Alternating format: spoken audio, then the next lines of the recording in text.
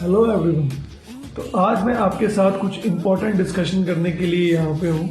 तो कुछ स्टूडेंट्स को जो प्रॉब्लम आती है कि हम कहाँ से सिलेबस को जो है रिवीजन के लिए स्टार्ट करें। जैसा कि हमारे पास अकाउंट्स में पार्टनरशिप का कंसेप्ट होता है और कंपनीज का कंसेप्ट होता है और साथ ही में फाइनेंशियल स्टेटमेंट का भी होता है।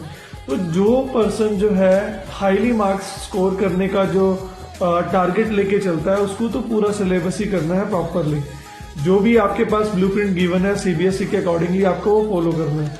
लेकिन ऑन द अदर हैंड जो स्टूडेंट्स प्रॉब्लम फेस करते हैं कि हम जो है पासिंग मार्क्स भी नहीं ले पा रहे, तो उनके लिए कुछ इंपॉर्टेंट चैप्टर्स हैं जो कि क्वाइट इजी हैं, जो उनको इजीली जो है उस 27 के क्राइटेरिया को कवर करके इवन 40-45 भी वो ले सकते हैं आउट ऑफ 80।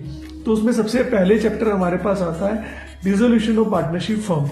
ये बहुत ही इजी चैप्टर है। इसमें आपको रियलाइजेशन का कंसेप्ट अगर आ जाए और कुछ जर्नल एंट्रीज यानी कि लेजर पोस्टिंग से जर्नल एंट्री या फिर जर्नल एंट्री से लेजर पोस्टिंग आ जाए तो आप इजीली मार्क्स अचीव इसमें कर सकते हैं, जो कि 6 मार्क्स का कंसेप्ट हमारे पास टोटल रहती है बेटे इसकी।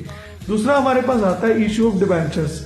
तो ये इशू ऑफ डिबेंचर्स जो चैप्टर है इसमें 11 से 12 मार्क्स का जो है हमारे पास वेटेज का क्राइटेरिया रहता है। ये बहुत ही इजी चैप्टर है। हालांकि बच्चों के माइंड में फोबिया रहता है कि बहुत टफ है, लेकिन ये बहुत इजी चैप्टर है। इसमें इशू और रिडम्पशन की एंट्रीज करनी है आपको, इंटरेस्ट ऑन डिबेंचर के कंसेप्ट्स करने हैं, राइटिंग ऑफ लॉसेस करने हैं और परचेस कंसिडरेशन करना है। बहुत ही ईजी है as compare with the shares.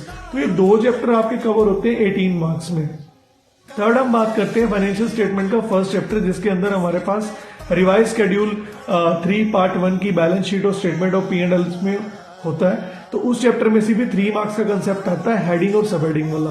तो ये भी हमारे 20 मार्क्स के नियर बाय टोटली बन जाते हैं। फिर हम कॉमन साइज या कंपैरेटिव में से कोई एक कर सकते हैं। 3 मार्क्स का क्वेश्चन इसमें से आता है।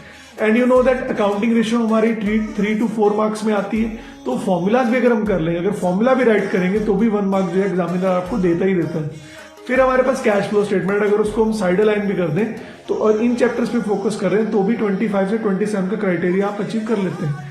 ऑन द अदर हैंड हमारे पास पार्टनरशिप भी इंटायर पड़ी है, 4 चैप्टर्स उसके हैं, यानी कि फंडामेंटल्स भी है, change in profit sharing ratio भी है, एडमिशन भी है, रिटायरमेंट भी है और डेथ ऑफ द पार्टनर भी है। तो आप एडमिशन और रिटायरमेंट के जो 6 मार्क्स के क्वेश्चन आते हैं किसी एक टॉपिक पे फोकस कीजिए, बिकॉज ये चॉइस में आते हैं।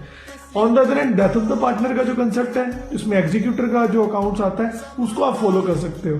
तो ये बहुत ही ईजी है, आप इसको एक बार स्टार्ट कीजिए। You still have around 10 to 12 days. You can easily practice your topics. If you still have any query, you can ask me. Thank you.